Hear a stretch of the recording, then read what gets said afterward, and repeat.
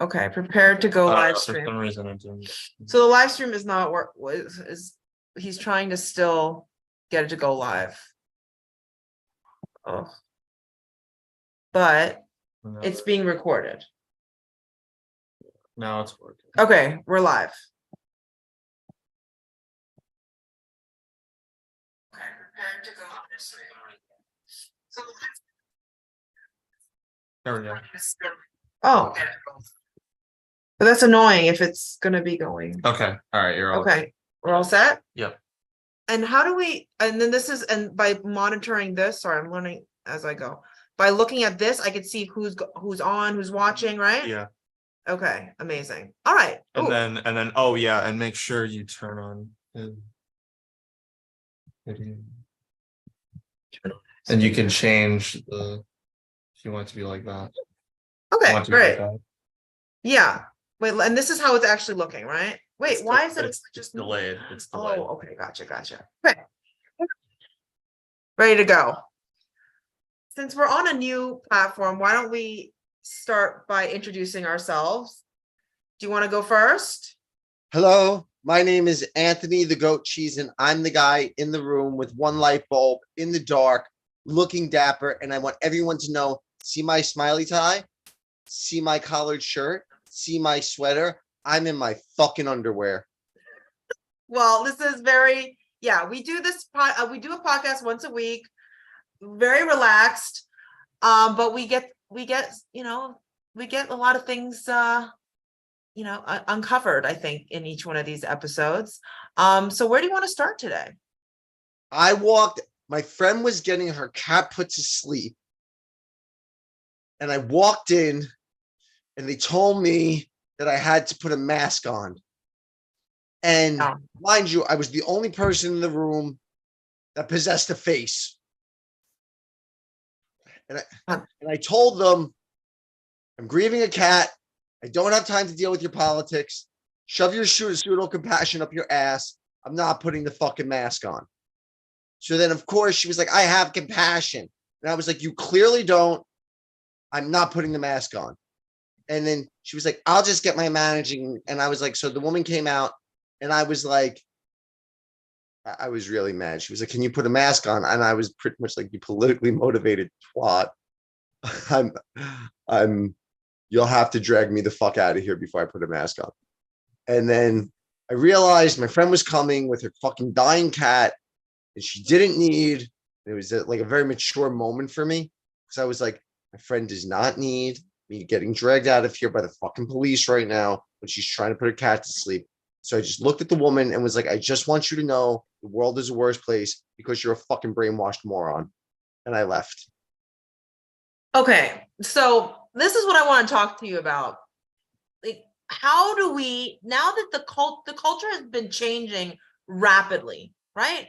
And obviously we're not really happy with the way it's headed with the whole mask thing. And that's why I moved out of New York City to a red state. I'm in South Carolina. Dylan and I are now in South Carolina.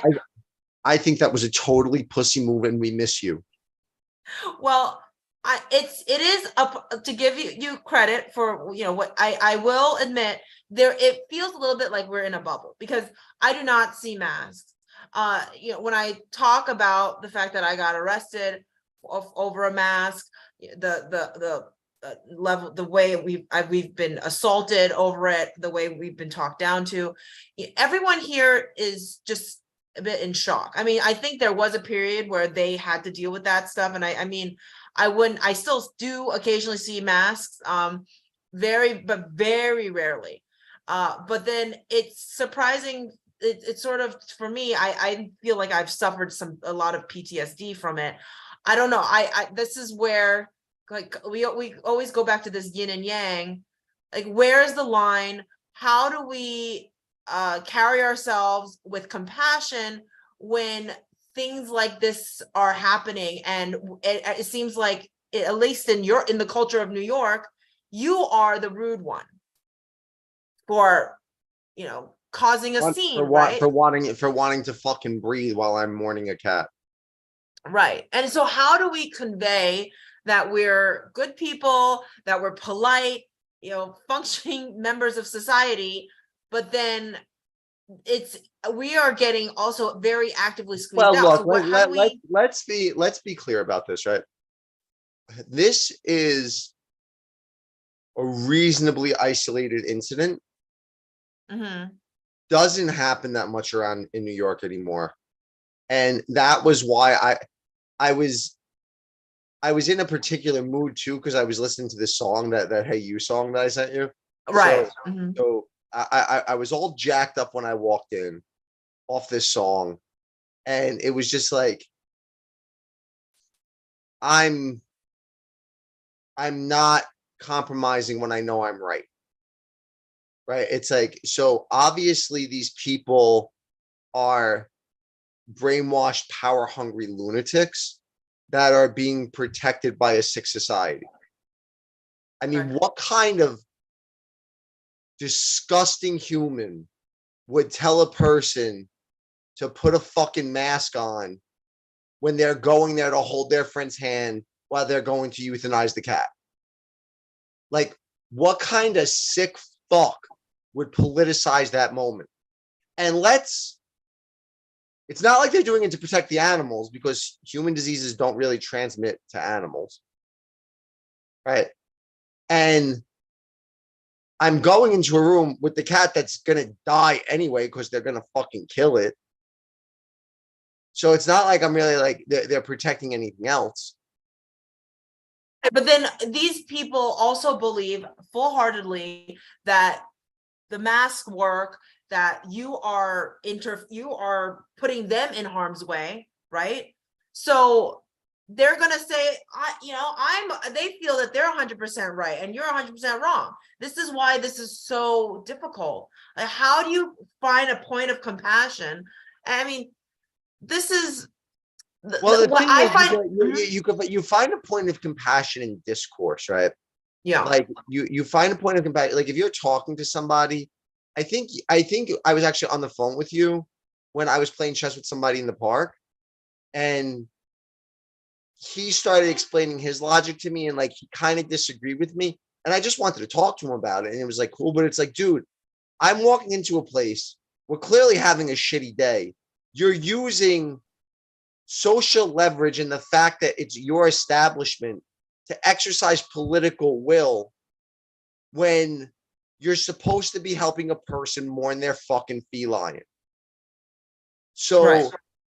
this is not necessarily a moment for compassion.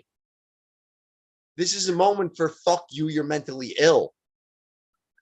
Okay, I also have a friend who she had been going to the same dentist for 15-20 years, and because she didn't get the jab, they said, sorry, we can't have you as a client anymore, and she left the office crying, right?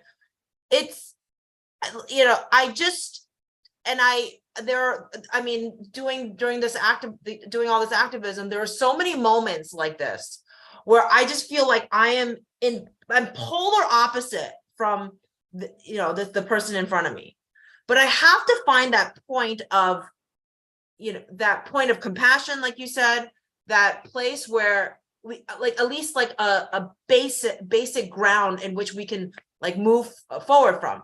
And I and I kind of wonder sometimes, like, because I went about it that way for many interactions. I just went full on fuck you. And I personally am not very good at doing that. You're actually much better at it than I am.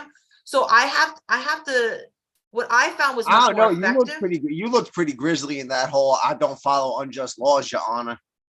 Yeah, but then I was still very respectful. Like, I was never like, fuck, I kept it very calm. And that's the thing where I got into a little bit of this, oh, am I stepping over the line, when we started doing these sit-ins, which you started the sit-in movement in New York. And I'm really glad I did it because I got to see the inconsistencies with my own eyes.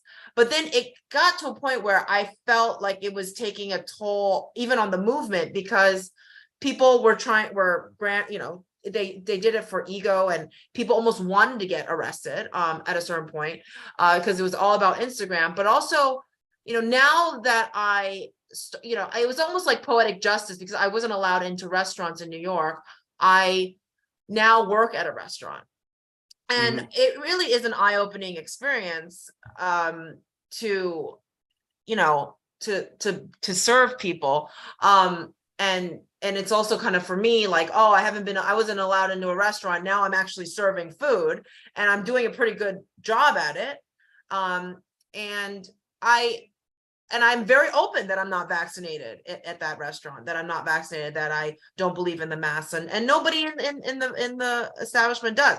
But then yeah, if my workplace told me to put on the mask, I would quit like right away. But then I try, even with my customers who clearly don't agree with my politics, I at least say, I try to be compassionate. I'm as kind of compassionate and loving as I can about, like, look, there's the pandemic is obviously affected a lot of people. I'm heartbroken for the losses, and I don't want anyone else hurt. But then these masks, I'm not going to be forced to put on a mask, which I really don't believe is. It's some hot shit that I always say to people is, I think the culture war is a greater threat to civilization than the things we disagree on. Right. Right. So I don't know, like, that's the thing. If I go into it like hard, like the way you did in the veterinarian office, like, I don't know, like, that's the thing. And then you were told to go back and apologize, and of course you don't want to, and it's like, but you're still at the same place. This is why this is such a difficult, this is a culture war, definitely. But I wonder if that's the way to go. Like, I've been just really struggling with, well, look, I mean, when do I speak up? When do I we said don't this not? before. Emotional responses are what happens when you're contending with something that your soul hasn't integrated fully, right? So the thing is, if you're not getting emotional from time to time, it probably means you're fucking boring. Now, there's areas where when you're going to take a stand, you just got to make sure you're right. So the argument with the mask is pretty simple, right? We're protecting the weakest among us. And it's like, okay, I get that. So what you're doing is you're making the entire society weak because people can't breathe fucking right, to protect people that are probably going to die anyway. Because at this point, if you're dying from COVID, you probably were going to die anyway. I'm sorry, I didn't mean to call it COVID. If you're dying from the Wuhan Willies, you're probably on your way out anyway. Right. So we're in a situation where we're not looking, compassion is just one arm of heaven. The other side is strength. And when those opposites fuse, you actually can get real love that kind of pulls you to a higher place. So you have these people that are screaming, we can't breathe or go outside until everybody gets their immune system copyrighted. And it's like, all right, it might be time to stop being polite. Like when we were doing the sit-ins, I fucking hated doing them because I didn't want to bother people at work. I didn't want to bother people in the middle of dinner.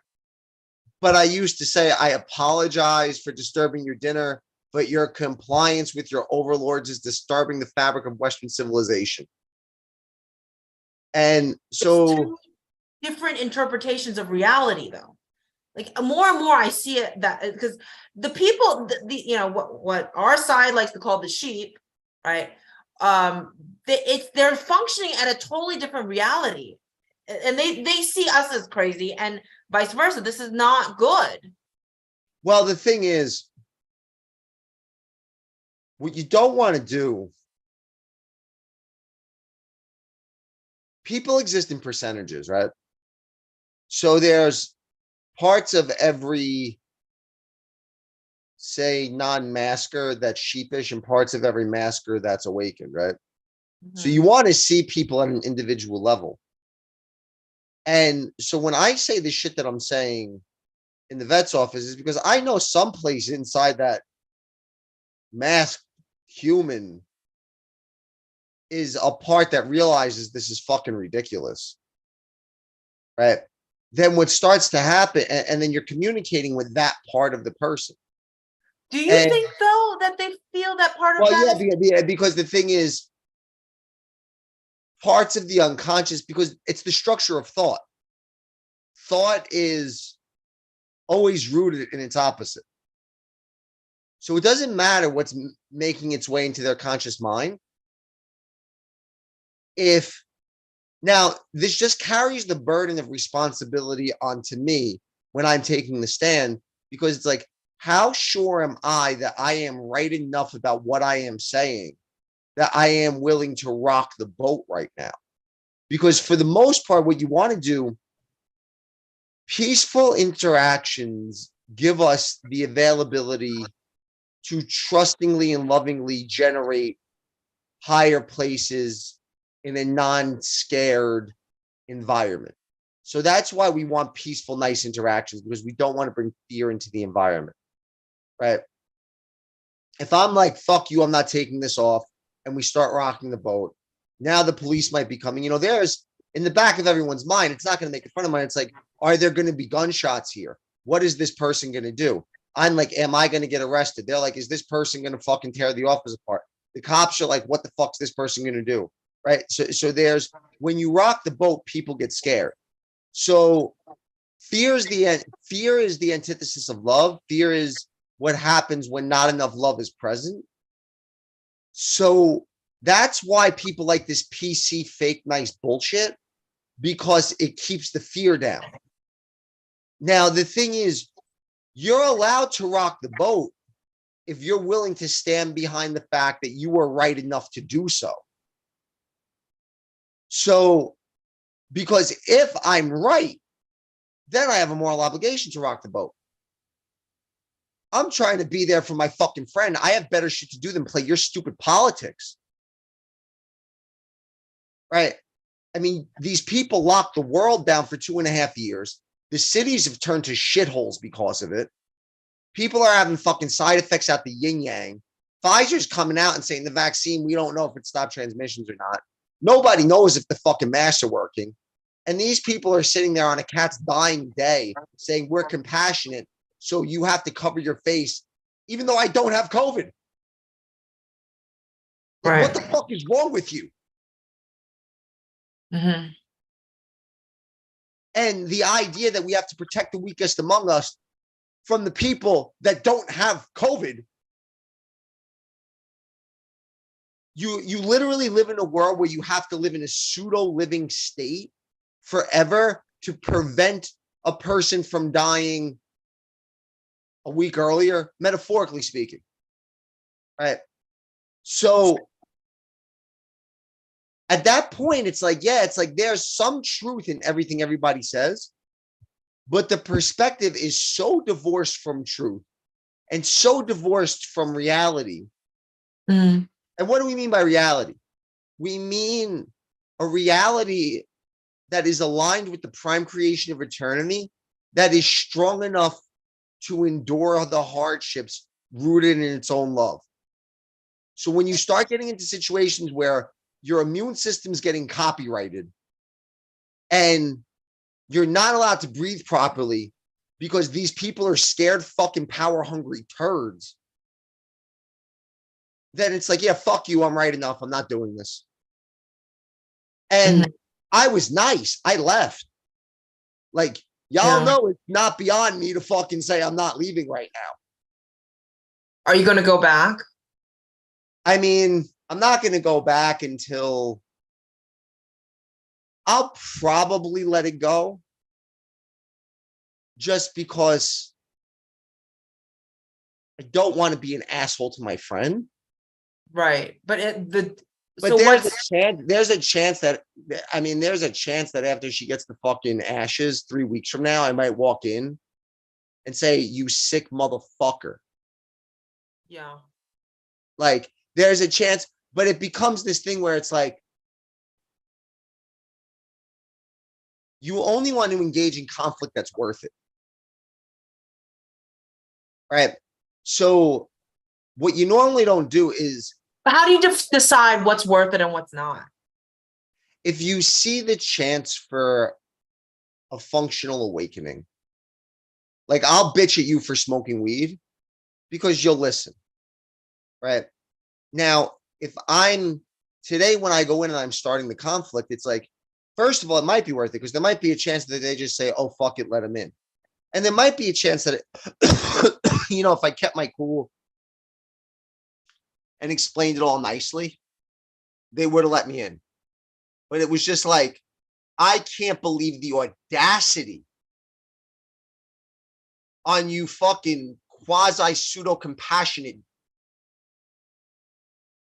turds that you would fucking ask me to cover my face and sit there and not breathe properly while my friend is mourning the death of her cat. Like, what are they trying to do? Protect the cat from fucking the China pox?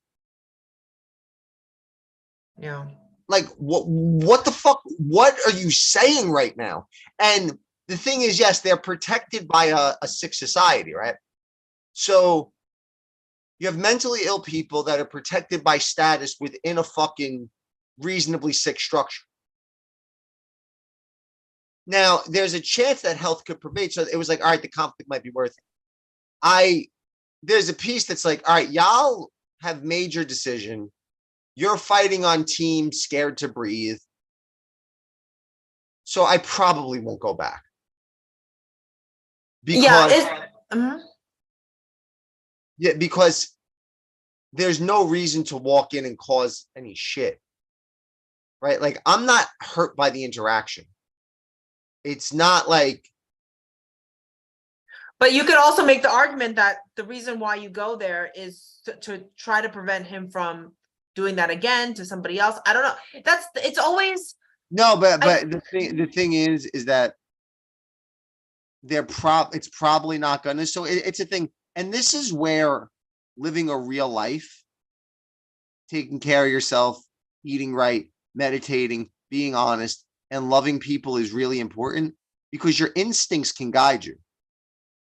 Right. So when I looked at the doctor and was like, you could drag me the fuck out of here, I meant it when I said it.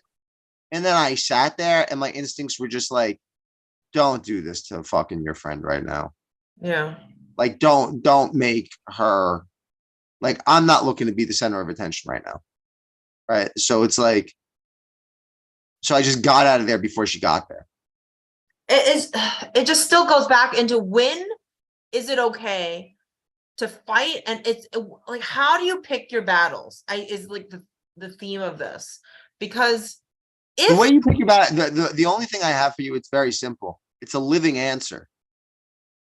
You live every single moment as if the salvation of the world rests on your shoulders. And the formula is simple. Take care of yourself, love people with everything you have in you, be honest, and then trust your instincts. Understand that there's one creation, right? There's only one creation. And we are all the eyes and ears of that creation. And everybody needs to be seen from that context and live in that fashion and then trust your instincts. Mm-hmm. And you're gonna make mistakes. That's the thing. And the thing is you have to keep the purity of your intention harnessed. So it's like, I mean, I was talking to people about it today because it's like, fuck, like, was that a mistake?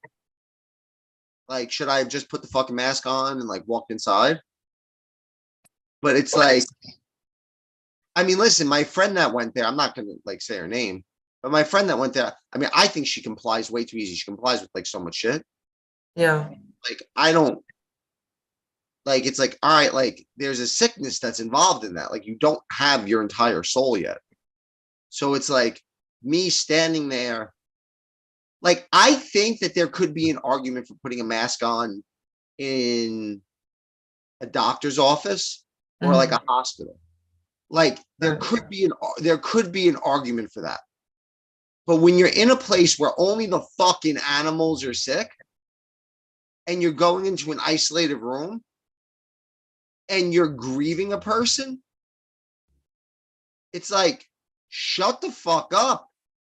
Like, so Jordan Peterson talks about this particular saying that we all know, it's not whether you win or lose, it's how you play the game. Have you heard him talk about this?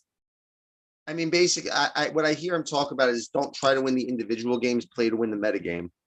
The importance is that there's multiple games that we're playing, right?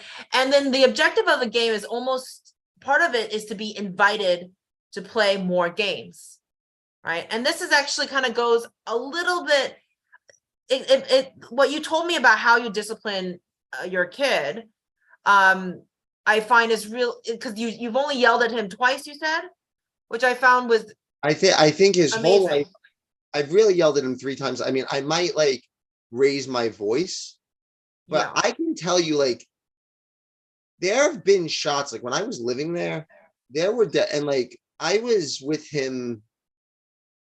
I counted once because mom was at work. I was with him all the time.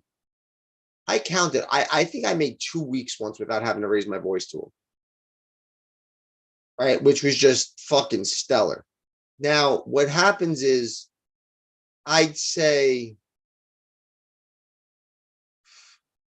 I mean, yeah, like he does. I don't really yell at him. Like if he's getting wild, it just maybe like Nathan, stop it, like something like that. But there's always like what the communication is. I just let him know, like, dude, you're annoying me right now, and here's why. And Right. then normally what I can do with him is just like joke him into doing the right thing. So like Radical play. Yeah, like normally, like, yeah, it's like say like if he like wakes up and I see him like going to reach for the computer, I'll grab him and like throw him on the bed and like start wrestling with him and like start joking with him about it. So he knows he's not supposed to go on the computer. And then basically over a course in time, what happens is they just develop a respect for you. And they just want to be good to you. So if you're like, don't do this, and then it's like, if you're like, don't do this, they normally don't do it. And then if they really want to do it, you like listen and see if like they can make an argument. Like, all right, so we know that if you go on the computer too much, that's really bad for your brain. Right? Mm-hmm. Like we both know that. Right? We know that if you eat like too much, if you eat sugar and sunflower oil, that's not good for you. So why do you think you should be able to do it now? Because what I can't do is be a tyrant, right? Like what you don't want to do is just be like some type of bully idiot that takes away all the impulsive pleasure from childhood. And a lot of ways, childhood is about impulsive pleasure. So it's like, and then I have to be sensitive to the fact that I'm 30 something years older than him. So he might have insight into why impulsive pleasure in that moment is better for him. And I have to listen. And then there's a joining, then there's an instinctual thing. And probably if I can't joke him out of it, he's probably right. That maybe he just needs to blow up some steam. Like, He needs to what? blow up some steam. Like say like he wants like say he's in school all day. And I'm like, why should you go on the screens? And he's like, because I didn't go on the screens all day. I'm like, but you're going to want to go on the screens later. He's like, yeah, but later I'm going to want to watch a show. And now I want to play chess, and chess is good for my brain. And I'm like, yeah, but you know what else is really good for your brain? Getting thrown on the bed. And then you throw him on the bed. And he's like, but if he's really not enjoying that, and he's not like asking to go on the computer and watch fucking porn. He's asking to go on the computer and like play chess. It's like, okay, we could play 2 games of chess.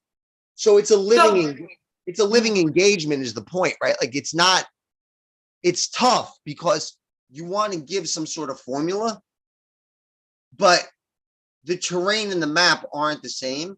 So I'd love to come out with like a Jordan Peterson 12 rules for life thing. But the really shit that I have is moment to moment. Take care of yourself, love people, realize that it's all one thing, act like that, and then follow your instincts. Okay, but then the reason why I bring up Nathan is the way you parent is because I wanted to compare that with, these moments, these interactions where you do yell and scream, right? And the reason why I'm particularly intrigued by that is because I also made a decision that was very unpopular at the time to divulge some information about this organization that I was with. And I knew using what you said, I knew I was 100% right, because I had all the documentation proving that that they were lying and this was fraud, right? And so I knew I was right. But then again, me speaking out rocks the boat. And then you told me that, and I think you were right. There's these interactions I was getting bogged down and getting super emotional about,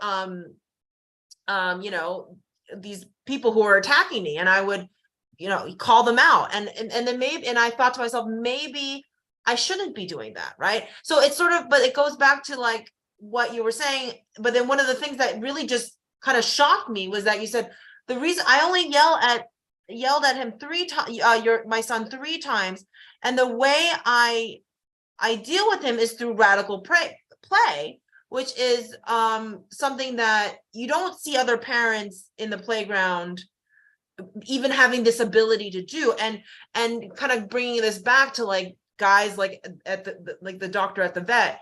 I mean, at one point he was a kid, like, and I know I'm like kind of pulling a lot of random things together, but what I'm seeing, kind of the pandemic is really like a lot of adult children is what we're dealing with. Yeah, here. but So, yeah, let's be clear, right? My son is fucking like powerless in society. There's no authority there. It's like, if I say you can't do it, he can't fucking do it. If he goes to school and the teacher tells him he can't do it, he can't do it. And it's not that there's anything wrong with it. You can't really expect, you can't expect a child to be able to think clearly enough to dissent from amoral laws at this age. So when you have an adult, they have some authority. sure, but then I see what I see out there are people who look like adults, but inside they're really children. That they could be even more immature than Nathan.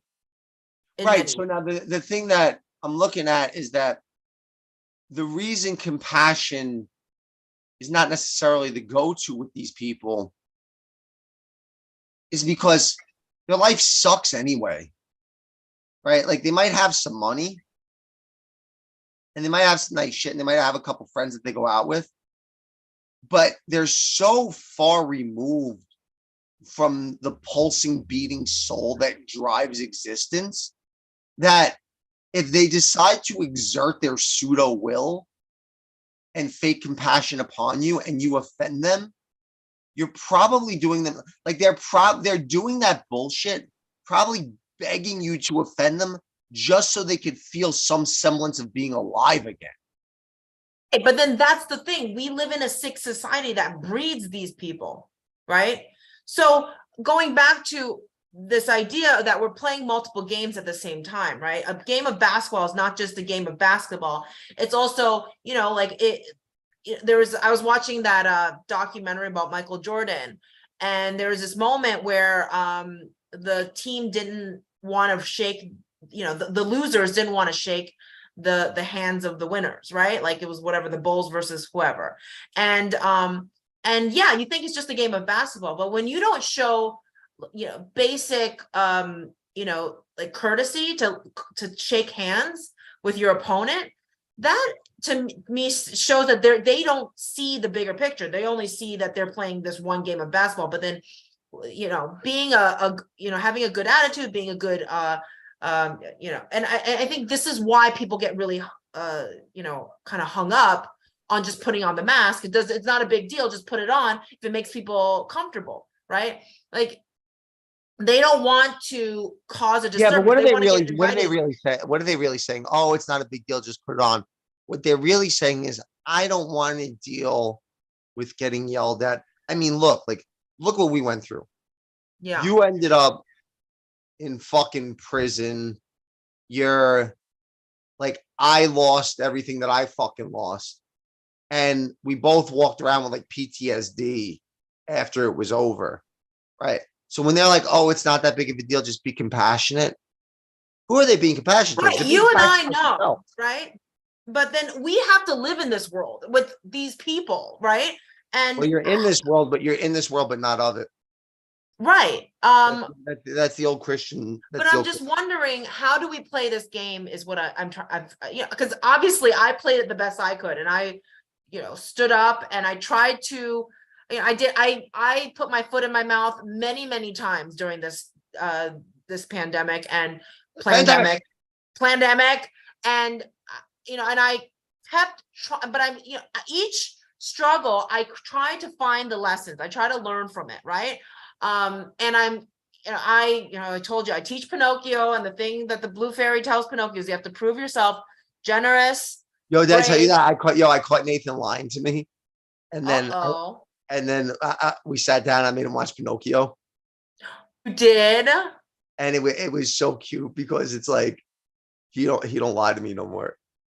I'm telling you, like it's funny because when you lie, your nose doesn't grow, right? But then it's become synonymous, that symbol of the nose, because it makes it, because that's the nature of a lie. It grows bigger and bigger and bigger until it's as obvious as a nose on your face. Like I was watching this HBO show, Big Little Lies, right? These little lies, the lies that you tell yourself, they and then and that's the reason why you find people who are our age, right, in our 30s, and they are they're or 30s 40s, right, and they're like it, there's so many lies throughout their entire lives that I think that they're lying to themselves, lying to other Well, that's the people. problem. If you lie enough, you don't know what the truth is anymore. Right? And you could Right. actually, it's like these, Young calls them complexes, whatever you want to call them. It looks to me like there becomes this plastic sheet over them between their consciousness and their unconsciousness, where they just have these never ending looping thoughts that go through their head that they think are reality. And then there's this actual real living beating life underneath it that can't break through that fucking plastic ceiling that's made of the bullshit of their own self-deception. So That's the thing, where I think that's part of the game, that we're like us, you know, light workers, however, you know, people, the terms in our community. I think our job is to remind them of their truth, right? Their own, the undeniable truth. And it was actually interesting, the conversation we had, the podcast that we had last time, where we talked to an atheist, right? And it was just, it's funny how like atheists, or a lot of people who don't believe in God, they don't see that the structure, which to me it's so obvious, the structure, and you were trying to explain it too very well, that the nature of every story is that they're, you know, you have a main character and they go through struggle, they go up and down, and you're either better or worse from where you started. And every story kind of has that format, and which tells you that there's a structure to this reality. And I think part of it, and I think this is like maybe playing chess. I don't play chess, but it's figuring out, like, we all are dealt with a certain set of cards, right? How do we play the you know, the game properly, and to also acknowledge that there's games within the game, right? And how do we play it the most, you know, the smartest way possible, to, you know, to not only win, but for yourself, but for as many other people as possible. I think that's sort of the formula I'm trying to figure out. I'm trying to figure out, like, how do I conduct my life in a way that gives me and the people around me the most payoff, right? And it's interesting that, you know, I created this following, which through the activism, and I, you know, being in New York, we felt like we were like such the minority, right? But then what's funny was, though we were such a small minority in New York City, by doing all this on Instagram, and blowing up the way we did, it was like, oh, we may not be as crazy as the people around me are trying to, convince me of, like, gaslighting me to believe, right? So I heard something that was amazing today when I was standing outside in the cold because of the compassion of the vets. yeah. It was I was listening to one of these esoteric videos and they said how a seed in a tree can't grow unless it's in the darkness. And that the reason the tree is such a perfect symbol is because it's both growing towards heaven but rooted on earth. And what I see in New York is it's this amazing thing because there's the pressure that's placed upon you staying here and being a human being. If you still stick to the formula, and again, like what I said, what's the formula? Take care of yourself, love everybody, be honest, realize that it's all one thing, and then trust your instincts. Right. And we can go deep, you could throw meditations in there, and I'm sure, you could probably write if you want to, you could write a book on all 5 of those things, right? But at this point, I'm not trying to pull it apart like that because what we want to motivate is people to actually be alive. Mm-hmm. So it's like, you guys, who's ever listening, they know what I mean when I say that. So it's like, just go try doing those things. Do those 5 things and see what the fuck happens. And what will most likely happen is shit will hit the fan around you, but you will endure it joyfully. It's not just that you'll get through it. It's that you'll party while it's happening. Mm-hmm. Right. I mean, I know when I remember when I was in the park during the lockdowns, I said to everybody, I had this like crazy experience of being a pauper and a king at the same time, where I was one of the leaders of this movement in the city. And I mean, I'd be walking down the street and people like, whoa, that guy's famous. And like the respect that people would show me when they would come through and like see me was intense. Meanwhile, I'm like fighting to survive because I don't have a pot to piss in. Right. So it's like, what's going to happen is like, yeah, like the world can collapse on you, but you'll endure it joyfully. And if you just, now the thing is like, what you want to do is remember that you love people. It's like, look, like when I went off on the vets today,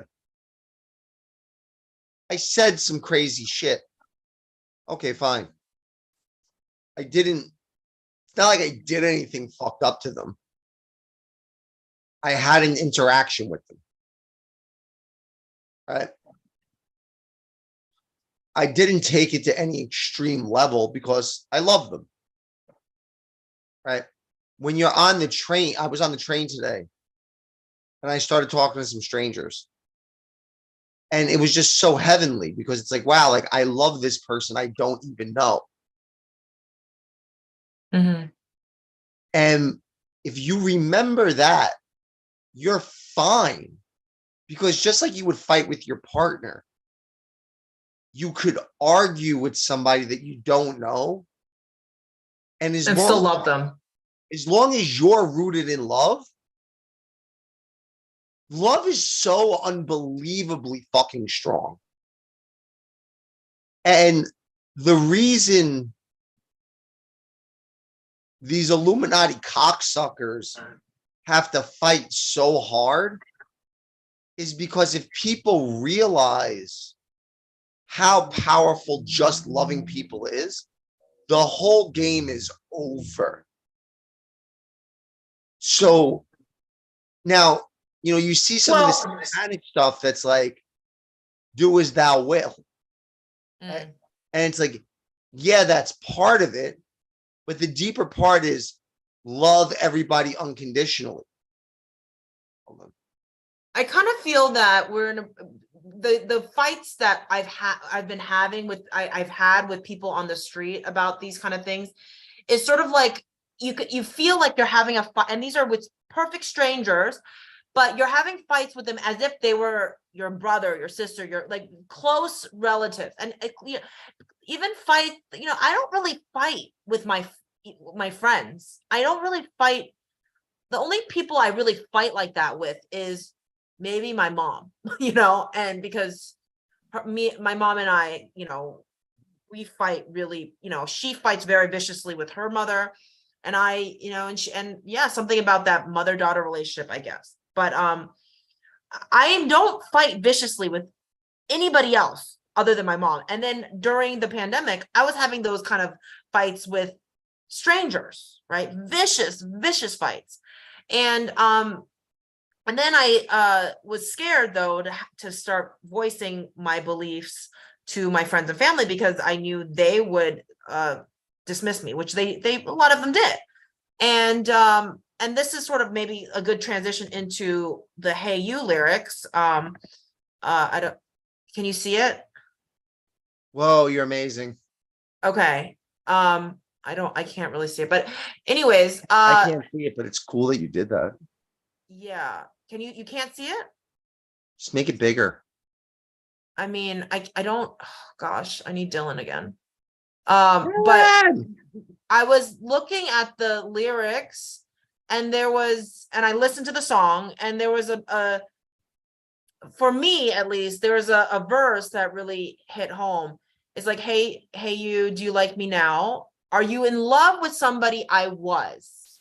Right. And this is something that really hit home with me, because when I had all these friends block and unfollow me, I was like, this is who I have always, I am, this is who I am. And and it's like this perception that they had of me has now shifted. And as a result, this, yeah, it's like I bursted their bubble about the type of friends that they have, and it's easier now, especially with, it's just one click, and then you're not friends with the person. Yeah, I say So it's like befriending somebody's like the Shakespearean equivalent of biting your thumb at them. It's like, yeah. you bite your thumb at me? Do you unfriend me? Well, I unfriend. I do not necessarily unfriend you. Yeah. But then, so tell me, why did you send me this song? I think, all right, look at the Christ story, right?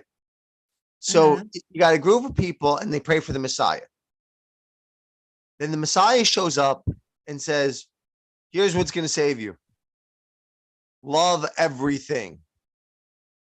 And love me as if I am you. Mhm. So they kill him.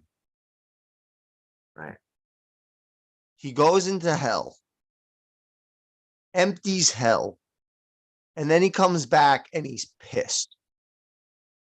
And he's like, now only the people that listened can come with me. And I feel like this song is actually part of the Christ archetype manifest. Right. And it's an acknowledgement, because the line that really speaks to me, where she says, y'all constructed without something they gave me when I was made. And it's the understanding when I hear that there's this higher spiritual force in the universe that people are not seeing. Y'all ain't built for how I'm made.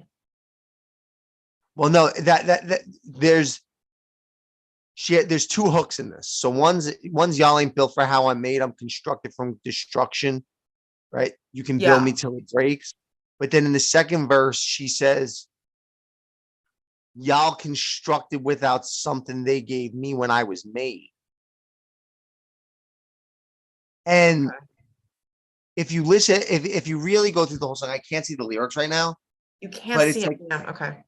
if you go through the whole song, it's like, hey, you, how you like me now? Are you in love with somebody I was? She's talking about the death of herself, right? And then there's a part in there where she's like, she took the knife out of her back and she cut through her wrist. Everything hurt, didn't want to exist. She was born in the blood with a name on her lips. Something, something. She became the abyss. Like, how do you remember this? And She it's like was fated and lost. She became the abyss.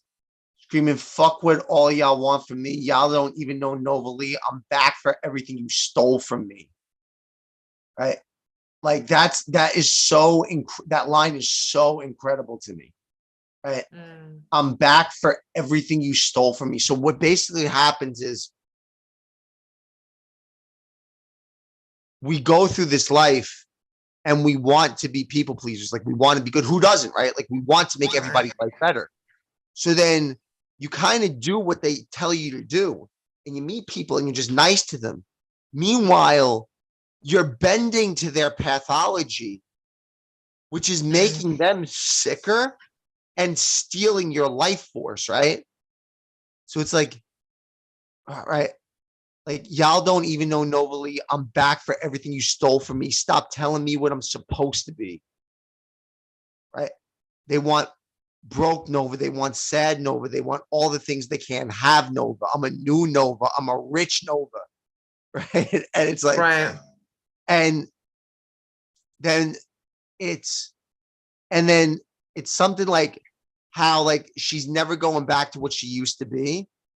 But then in the very next line, she's like, I'm the same Nova. I'm insane Nova. You won't ever, ever, ever change Nova. So there's this, and Jordan Peterson actually talks about this, about the parts of this self that need to die. Right. So she goes through all these like horrible things that she's let go. And then when she's like, you won't ever, ever, ever change Nova, she's talking about the part of the self that's eternal, that endures through all the hardship.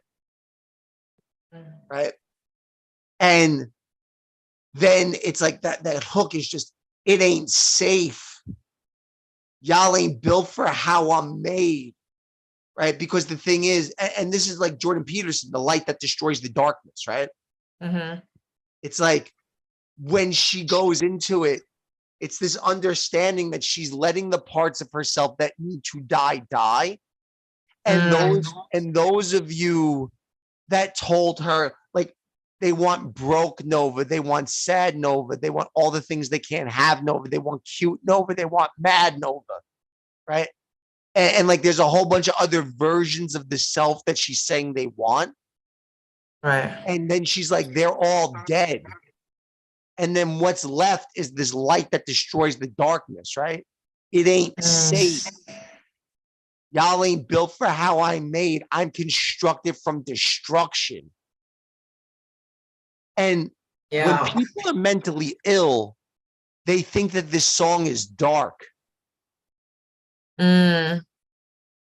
No, I never, like, I was like, no, that was that verse, I'm a new Nova, I'm a rich Nova. I mean, that's very clear that it's a awakening, it's a reemergence, it's the Phoenix Rising story. They want all these versions, like cute Nova, bad, broke, sad. These are things that I think, yeah, when you are like a lot of the vet, right? The guy, who, or even your friend who puts on that mask because doesn't want to cause any, drama, right? That's the Nova that that is acceptable. That's the cute Nova, that I said, like that part, like they want cute Nova, right? That's literally that Frozen song where she's like, that perfect girl is gone. Right. And this is like, the second verse is like, I was a young Nova. I was a dumb Nova. Pull up at your house with a gun Nova. Now I'm old Nova. Bought a home Nova. Planting money trees, watch them grow Nova. Right. And you even start to see like the symbolism of the tree of life get in there. Not that she's doing this consciously, but it's a tree that's growing. Right. And then she goes into it all. And then she says something else. And then she says something really dark. And then the very next line, I'm a supernova. Money, stupid Nova. right? Like, Right. and it's what I see in this is that it's through the confrontation with the shadow and the letting the weakness die. There's this emergence. I mean, and listen, like her and Tom McDonald, I don't know what they're worth, but I've seen upwards of 25 million. I don't know what the fuck they're worth, but it's between anywhere from 1 to 25 million. These are people like if you listen to Tom McDonald's song when he's like living in the hood, almost got me killed, kitchen full of rats, stomach never filled, girlfriend almost left me. We were broken, we were desperate right before it got too heavy. I went viral off a record, right? He was like, I was always sick, couldn't buy the pills, right? Like there's like this real poverty, like the ghettos of Canada where it's fucking like negative 15 degrees and shit. Right. And it's like you go from that to like fucking millionaires for just telling the truth. Right. So what you see is like this like emergence of the will. And I see it. It's like I've played this song for people who are inevitably trapped and not satisfied with their lives. And I'm like, please listen to this fucking song. And they're always like, I don't like it. It's too dark. And it's like, no, don't you get it? Your life will suck until you like this song. No, I didn't realize people had that reaction. I mean, this is totally what this is, it feels very much like what I went through too, right? I don't know, when I saw this, I felt a lot of transference because yeah, it was this confrontation of the shadow. And it's like, you know, you just, when you confront the shadow, it's such a, like the abyss, right? What she says here. I can't remember lyrics the way you do. She faded and lost. She became the abyss. It's like there's no end to the darkness, right? I mean, I had a mental, like I had an emotional, my first emotional breakdown was on freaking Owen Schroyer. Okay. It was like he asked some question and I was like, I started shaking and I said, he's like, how is it like being in New York? Like, do you see hope? Or he was saying something about, do you see this like lifting? Do you see like hope in New York? And I wanted to be hopeful, right? I wanted to be positive and optimistic, but I started shaking and I was like, I can't lie, you know? And I said, I'll be honest. And I feel like I'm being swallowed up by New York, right? And that moment I was in the abyss. Like I did not see a ground, like an end to the hell that my life was in New York. I mean, it was like I knew my life was so much, you know, me like not getting the shot. It didn't have me go through what you like for what you had to give up for not getting the shot was so much more, right? But then I had so much heaviness and pain from seeing how everyone was, you know, being so taken advantage of, like raped by the government, you know. And I at that moment was in a darkness, and then the next day was like, oh my god, that confrontation with the shadow, it was really, that was the cause of my transformation, my awakening. I don't know what it was, but it was like an old Kaoru, new Kaoru, like the old Nova, right? It was literally televised, that moment where I was like, hey, there's something got burned off and I'm still trying to figure out I'm still trying to figure out what happened. And I recorded everything because that's that's my background as a documentarian. I just like, I don't know what's happening to me.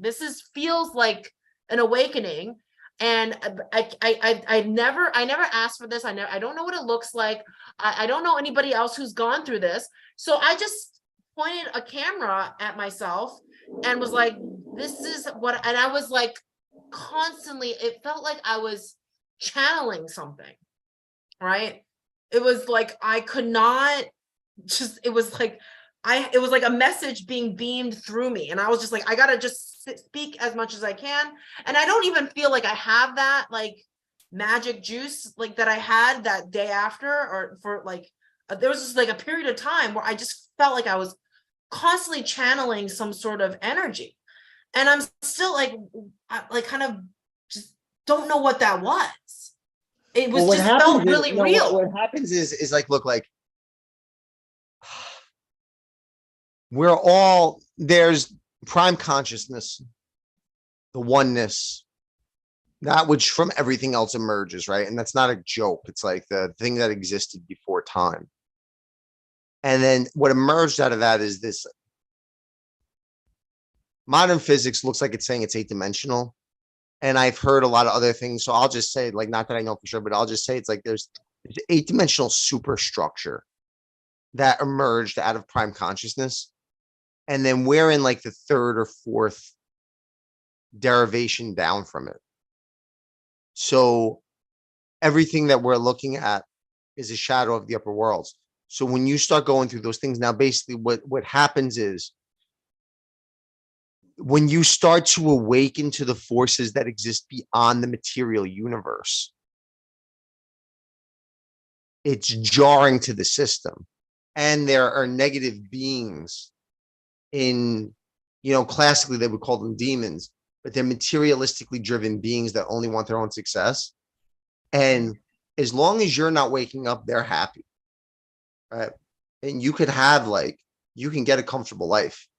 You get a nice little middle management position. Right. And you'll slowly descend to hell and end up dying of cancer, not knowing why. And it'll be a surprise when you get it. And, classic Western American life. I ate fucking factory meat my whole life and drank beer on the weekends and took Xanax. And now I don't know why I have cancer when I'm 60, but whatever.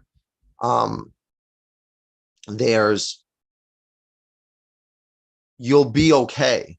But what happens is when you start to realize there's a force that's stronger than the material universe, then that force starts to be born in you. And that's that chaotic shocking that's happening. And it's traumatic. Then your job is to keep moving towards it, because to get pulled back down into the physical mechanism is really tempting. And that's that politeness, right? It's like, just don't worry about all this spiritual stuff. Don't worry about all this love stuff. Because society doesn't work like that. The world doesn't work like that. It's not going to get your bills paid. And then you forget about this as the driving force of your life. And it's a deal with the devil. It's just a straight deal with the devil. Because when you forget about that as the driving force of your life, now you're subservient to the system again, which is literally the creation of demonic entities. Now, this is the trick that stops you from losing your fucking mind. If you read the Bible, Satan is the highest angel. So it's not the satanic qualities that are the problem. Right. It's the desire to take them away from the kingdom of heaven. So if those qualities bow, if the intelligence and the instinct, the lust, the passions, the ambitions, if all of those things remain subservient to the higher callings of unconditional love, then you integrate everything and everything's fine. But if you pull them away, it turns into pure materialistic hell, which looks really polite when it's coming. Young said that Satan hides behind isms, public safety, modern science, and the greater good. Right? Those are all things. So it's this pseudo politeness. It's funny, like we throughout history there's great works of art, and all these artists, right, who are seen as these geniuses. But then I watched this TED Talk a long time ago, and from Elizabeth Gilbert, who she's liberal, and there's a lot of things. I'm not a big fan of like that Eat, Pray, Love. I read that book a long time ago, but she did this really great TED Talk, and she talked about how, in like modern day, we believe of, the person is the genius, whereas historically the genius was separate from the individual, and it was like a spirit that would kind of embody the human being and will will and if it's not the right the right person, they'll go to the spirit will go somewhere else, right, and find the right entity to kind of perform the art. So it's not necessarily just it's not the artist, but it's their genius. It's not the artist is the genius, it's that they have a genius, if that makes sense. Right. And so we have these great works of art, and sometimes I get this feeling that the artist sometimes doesn't even know what it is that they're saying. I mean, even though it's their creation, right? It's like this, and the reason why it is art, or it is acknowledged as high art, is because it somehow is able to touch that oneness, that wholeness that you're talking about, that universal energy. And it's undeniable when, and people don't even are somehow intuitively just attracted to that force. And so I guess that's why I find you interesting, because I feel you have an understanding of that force in a way that a lot of people don't, or don't even, a lot of people don't even think to question it. And I think I'm just starting in that exploration of, like, I was raised by atheists. I did not have God in my life. I was an agnostic most of my life. And actually it's not till recently that it's really, a lot of it is through my work in studying story structure, but also now having, being around a lot of conservatives, hearing different interpretations of the Bible, and also this intense experience that we had in New York made me realize, like, without a doubt, I believe there is a God, there is a creator. And so talking to that your friend last week, or last week, that was really interesting, because he reminded me of who I was, right? The type of questions I had, the type of like doubts I had. But like when you brought up this song, Hey You. I mean, it's a funny thing, because with atheists, I really see atheism as a level of cognition that people have to go through in order to break out of indoctrination. Jordan Peterson went through it. Yeah, like what they're doing is they're saying, no, I can think for myself, right? Now, how long that level lasts is up to them. That guy in the park, when I met him, I like him. I mean, he's a cool guy. Yeah.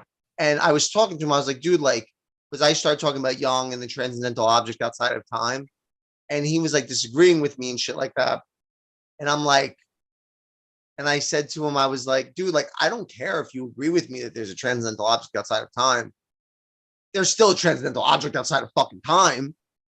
But like, doesn't matter to me. And basically the way that I structure conversations with people like that is like, I understand a lot of times those people, their feet are closer to the ground than mine are, right?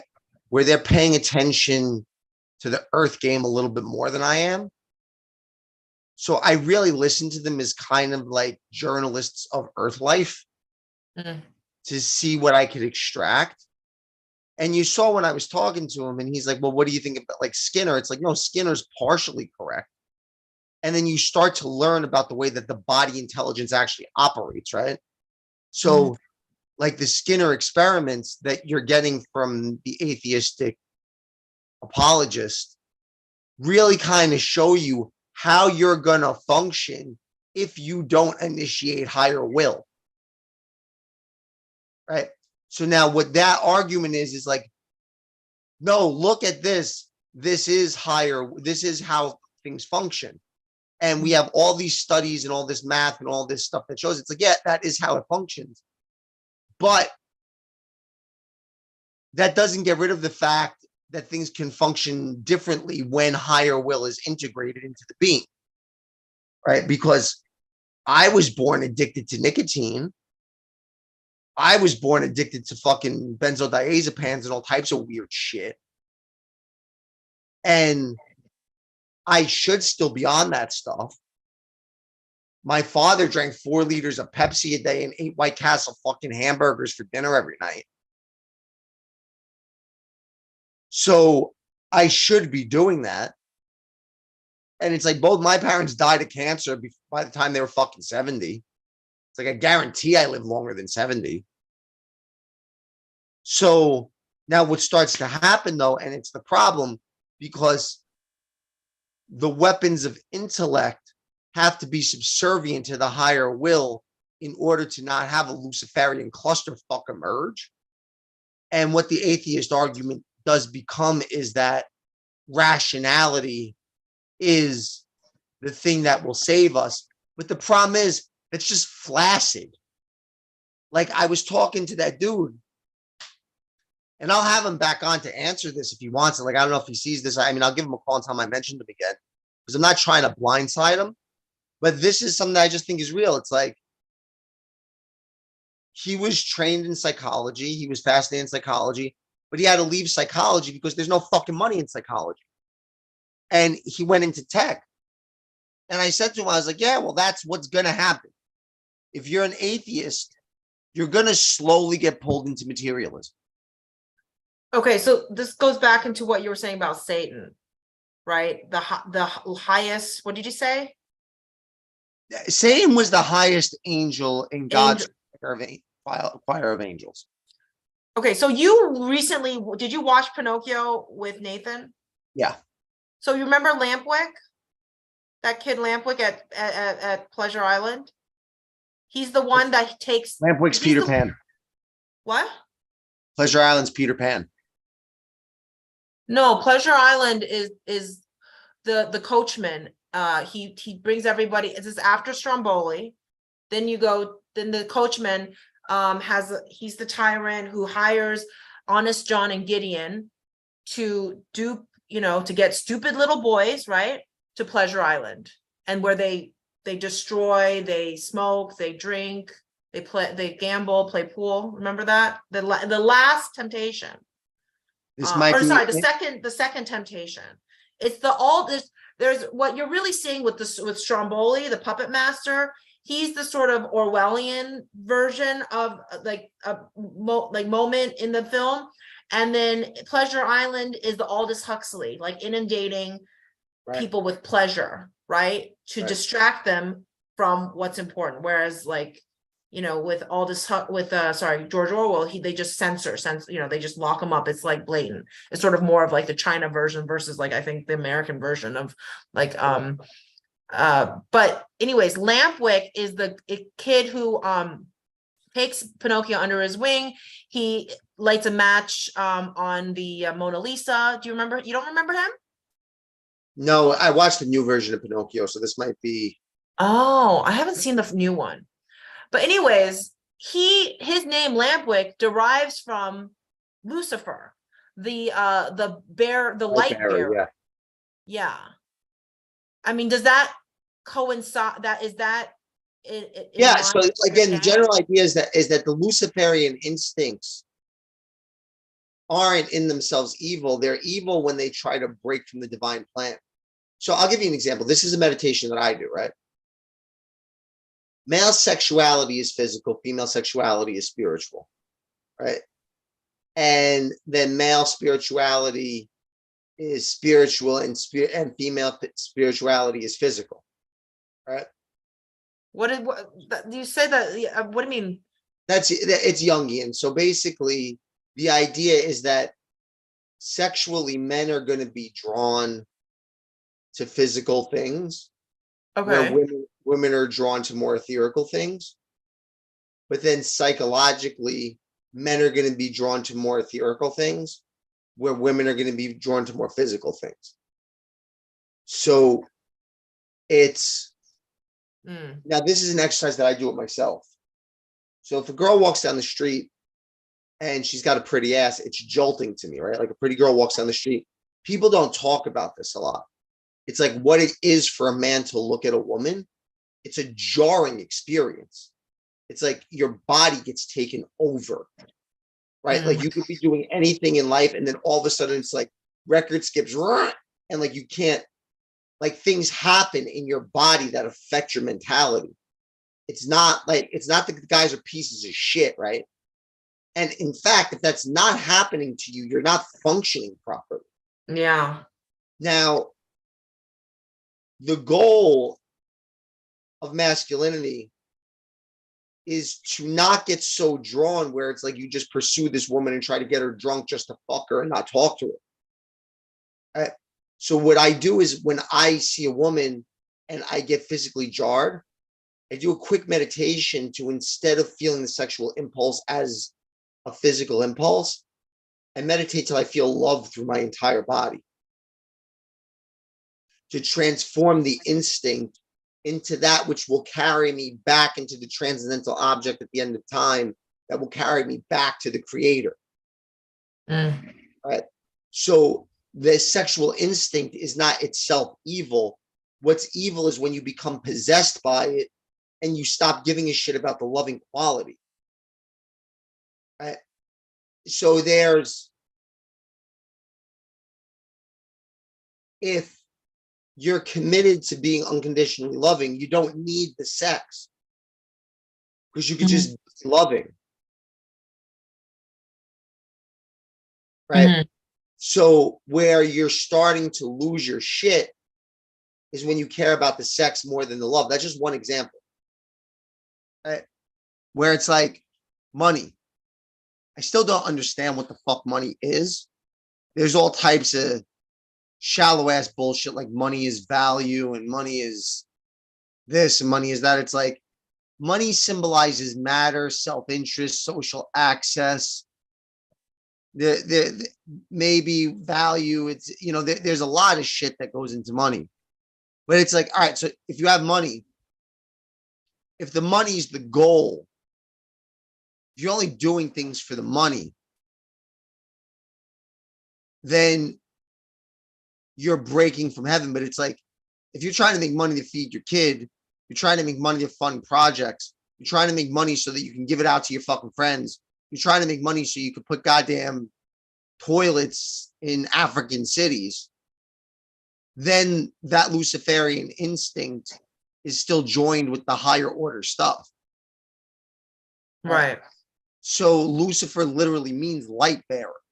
Now, the thing is, the intellect is the bridge between the physical and the spiritual planes. So the intellect will shed light on the physical condition if it's placed in its proper orientation. But if it's to be the dominant motivator, you're going to end up in a place where you're just psychologically overwhelmed and stressed the fuck out, because the intellect cannot keep up with what's going on. Now, an intellect that's joined with the higher mind sits in this state of like super genius.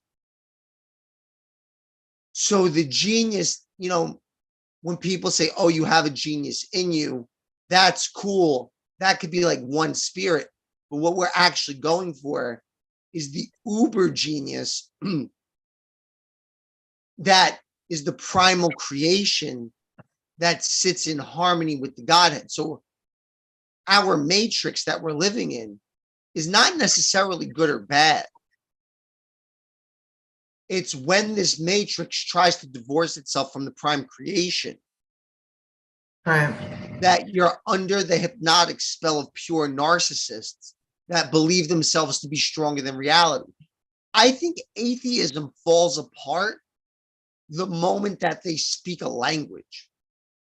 Because what speaks a language? What do you mean they speak a language? I think the moment an atheist actually speaks a language, they're proving the existence of God. And what I mean by God is a central organizing principle, like a central locus, like a genesis point, like a central genesis point of coherence that all other things align with. So the second that you start speaking a language, implicit in that is a inherent sense of coherent, organized meaning. That so it's like, this is like when we were talking to Perry, and I was saying, every movie basically has the same plot. And he's like, yeah, because that could just be a story. It's like, yeah, but what makes it a story?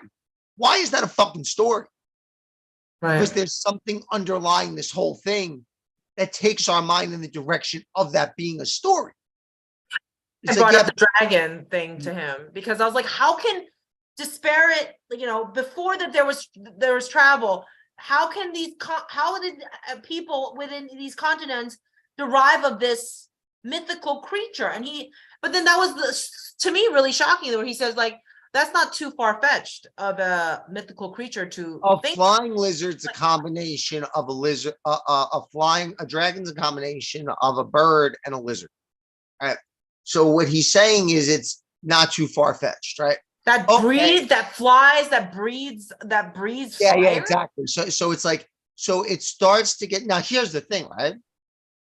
These are the points where it's like conversation is valid. It's like, okay, when he says that it's like, he sounds ridiculous to me.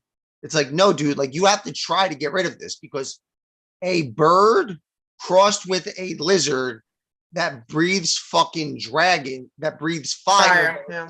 powers, that's unified across cultures, that have no locomotive or media capacities.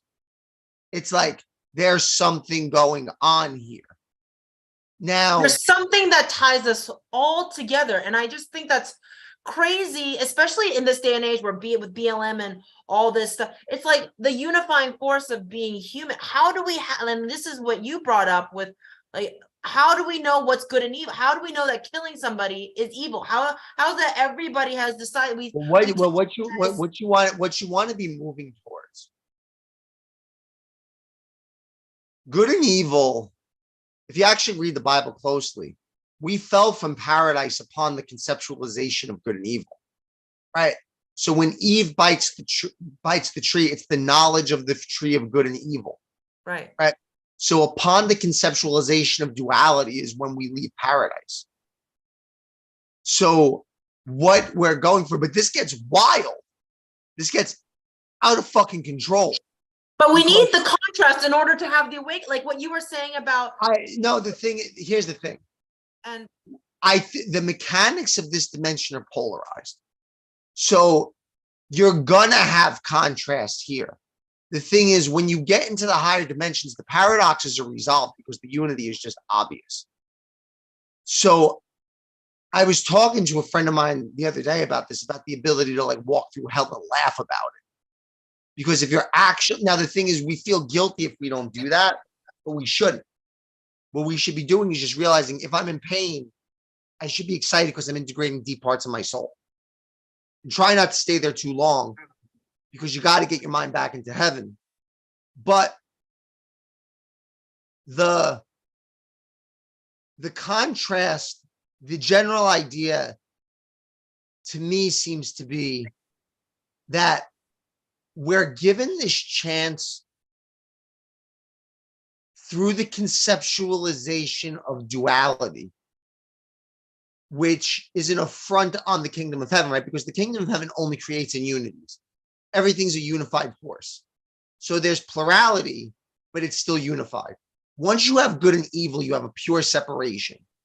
And then you kind of have a war between these two.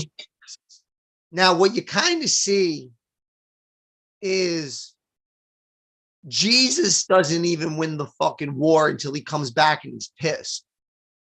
What do you mean he's coming back and pissed? What do you mean?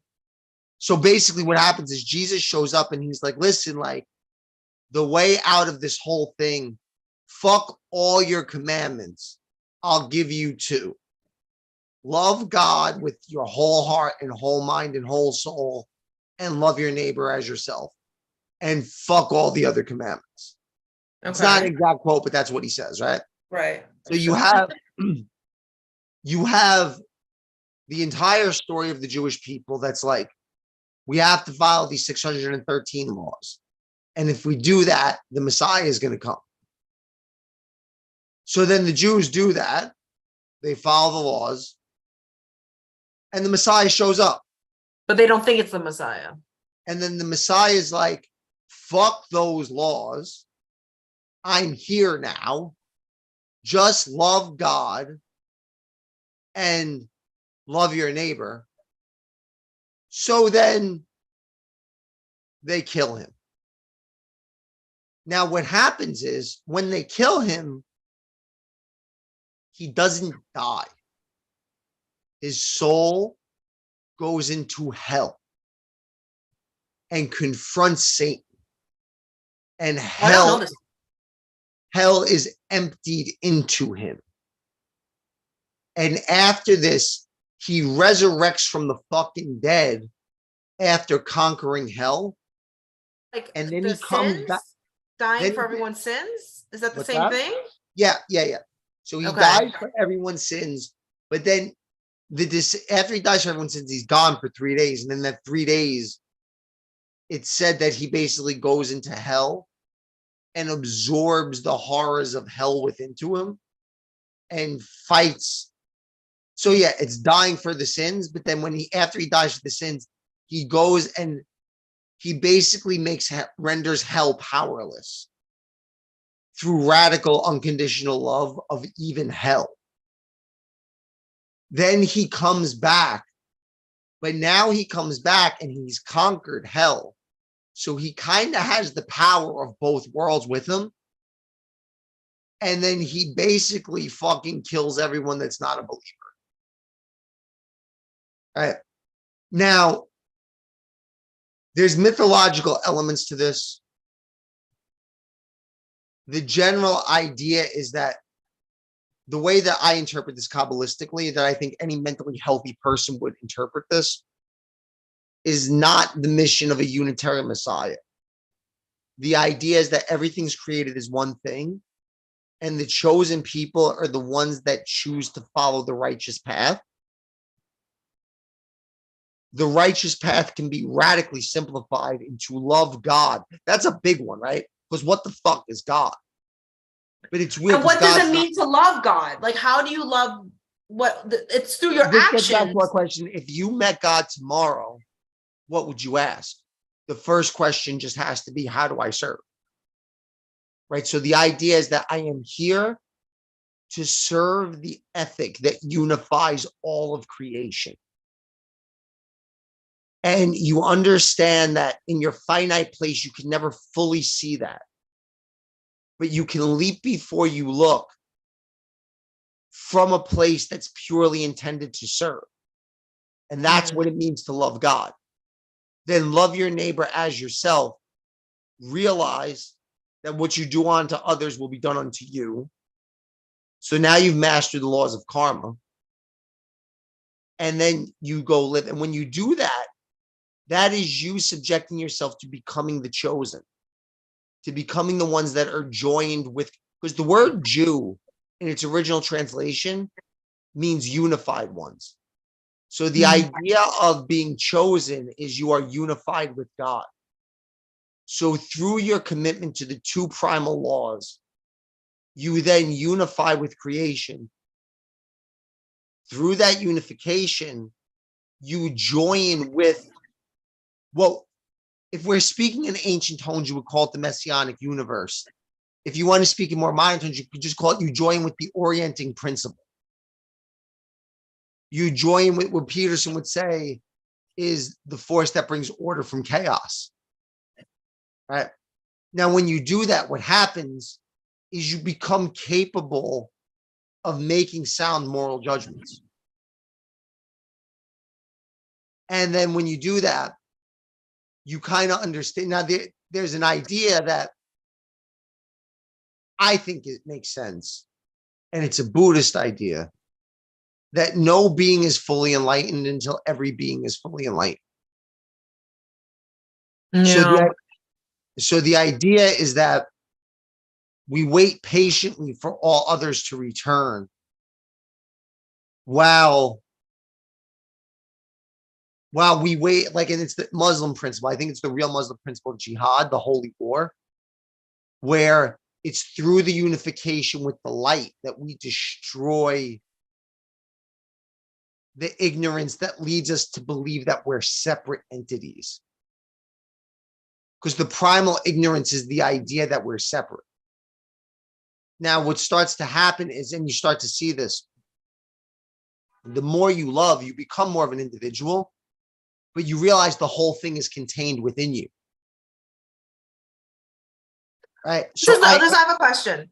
Do you think in order to be unified, to have this unified force, you talk about loving, loving your neighbors, but what about the contrast?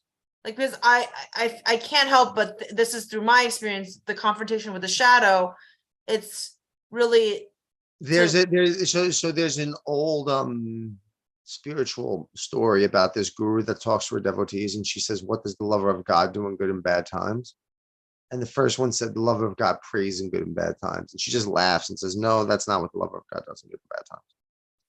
And then the second one says, the lover of God rejoices in good and bad times. And she says, getting closer, but it still smells of ego. And the third one says, tell us, O wise guru, what does the lover of God do in good and bad times? And she says, to the lover of God, there are no good and bad times. So the thing is, within the soul, this is what I mean about.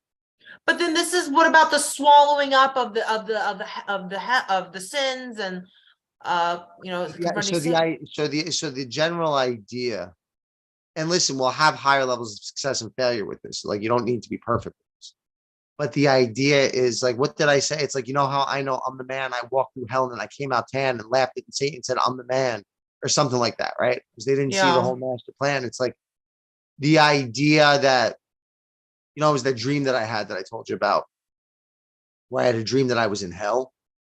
Mm-hmm. And it was in the height of the movement. The courts gave custody of my kid to Donna. And I was trying to make a living in the fucking park in 27-degree weather. And I had a dream that I was in hell. And I looked at the devil and I laughed at him and said, this is hell. It's a little hot. I'm not even fucking sweating. Mm. It was basically like, this is all you got. So what the goal is to be able to see the perfection in every state. So when you're looking at the deepest of Luciferian beings, you still see the heavenly order within them. And you just understand that they're deluded in believing that they're separate from the heavenly order. So finding the perfection, right? Right. The perfect state. So let's go back to the original, like the beginning of our conversation with the vet. Like, that's what, like, the perfect state, right? That's what I'm trying to, like, in every given moment, I'm trying to do what God would want me to do, right? The best way to serve the other person, right? And this is, moments when the thing is, as long as that's your primal intention, you're going to be doing it. And look, there was a piece of me. I'm sure the vet was serving a part of me by telling me to put the mask on, because it gave me the opportunity to be like, fuck you, I still got it, right? Where it was like, we're about a year out of all the fucking horse shit now. Yeah. And you wonder, like, do I still have it after everything I went through? And to see how easy it was for me to almost start a fucking sit-in the vet's office. Yeah. And then I chose not to, because it was like, I'm not going to do that to my friend right now. She's going through enough. Right. But it's the power, that you have. Right, but it's like the vet is still serving me. Right. I'm sure there's a piece of the people sitting behind the counter that are like, this mask thing is fucking ridiculous. Yeah. Right. So I'm serving them. Yeah. I mean, I'm sitting there on my day off. I think what you're, it's also. You gotta keep something else in mind. It's my day off. Right. I don't have like days off. It's my day off because I have a kid, right? So it's like, I'm either going to work or I'm fucking with my kid. Yeah. I have a day off and I'm going uptown in Manhattan to mourn a cat to support my friend. and I'm standing outside in the fucking cold to do it for an hour because these people are brainwashed twats. So it's like, I'm clearly trying to serve here. And if they weren't, like, if they still possessed a strong enough mind to realize that they were retarded, Yeah. So what I'm hearing, I would have been a very pleasant force there. Like, we would have laughed our way through it. But it's so like, they were like, we will be paranoid. We will use the forces that God gave us to demonstrate that we can be afraid of you. so And you it's and like, all I right, are, well, right, personality wise, we're very agreeable, right? And so that moment would, the old Kaoru would put the mask on or be so scared to say something. And the new Kaoru, the new cheese is like, oh, I still got this. I'm good. It's like, and now that I'm not doing activism and I'm working at a restaurant, there are a lot of heated moments with whether it's with the customers, back of house, front of house, you know, there is a lot of communication problems that can go, a lot of things that can go wrong. And it's this thing that I learned from the active, you know, the old Kaoru, definitely afraid of coming out as a conservative, telling anybody that you know, that my political views, right? And I'm not even political, but I was so scared for even people to find out that I was at a Trump rally, right? And now the new Kaoru, you know, I had a person in the new colleague come in, and I mentioned how a lot of my students turned into Trump supporters overnight, and there she's like, oh, I'm so sorry about that.